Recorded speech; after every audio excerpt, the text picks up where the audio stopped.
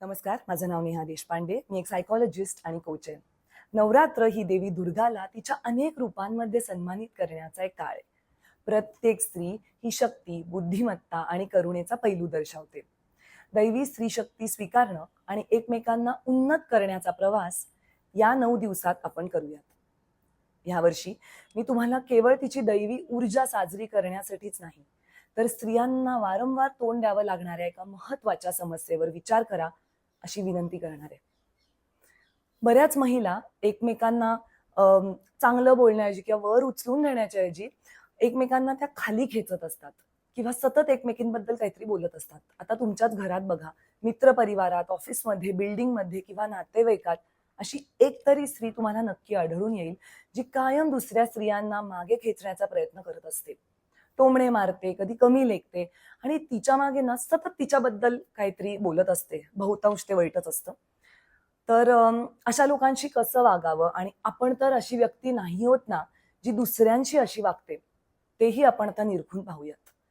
या 9 दिवसांमध्ये आपण या गतिमानतेचा सामना कसा करू शकतो आणि महिलांमध्ये अधिक एकता, समर्थन आणि भगिनीभाव कसा निर्माण करू शकतो, ते सुद्धा शोधूयात. एक सायकॉलॉजिस्ट म्हणून मला खूप बायका येऊन माझ्याशी बोलतात, माझं काउन्सिलिंग घेतात, तेव्हा हे मुद्दे माझ्या नजरेसमोर आलेत. आजपासून शारदीय नवरात्री उत्सवाला सुरुवात झाली आहे. नवरात्रीचा पहिला दिवस असून नवदुर्गेच्या पहिल्या रूपाचे म्हणजे देवी शैलपुत्रीची पूजा आपण केलीच असेल. तसंच घरोघरी घट देखील बसवले जातात. आमच्या घरी सुद्धा बसलेत.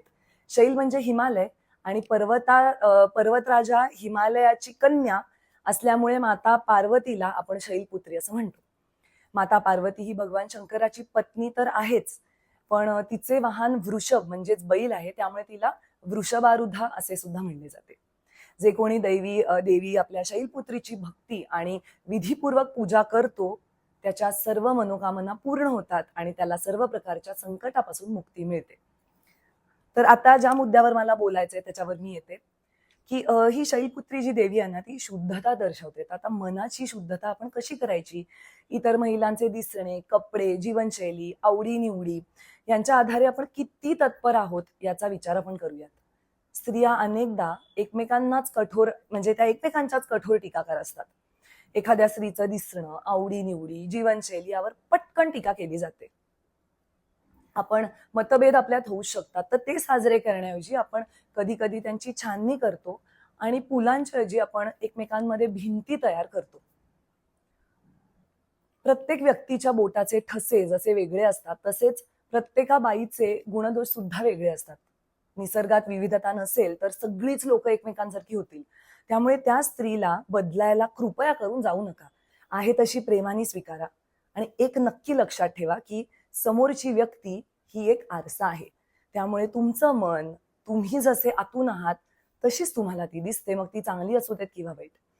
आपल्याला स्वतःमध्ये कशाची भीती वाटते ते इतरांसमोर आपण प्रक्षेपित करतो. जेव्हा आपण आपल्या स्वतःबद्दल अनिश्चित असतो, तेव्हा आपण दुसऱ्या स्त्रीच्या मूल्यावर प्रश्न विचारतोच. जेव्हा आपण एकत्र उभे राहतो तेव्हा आपण अधिक सामर्थ्यवान असतो. आणि खरं सांगू का, जगाला स्त्रियांच्या उन्नतीसाठी अधिक स्त्रियांची गरज आहे. So let's replace judgement with understanding, one step at a time. शारदीय नवरोत्सव आणि घटस्थापनेच्या तुम्हा सर्वांना खूप खूप मनापासून शुभेच्छा. आणि तुम्हाला जर पुढचे 9 दिवस या टॉपिकवर व्हिडिओज पाहायचे असतील तर माझा YouTube चॅनल नक्की सबस्क्राईब करा.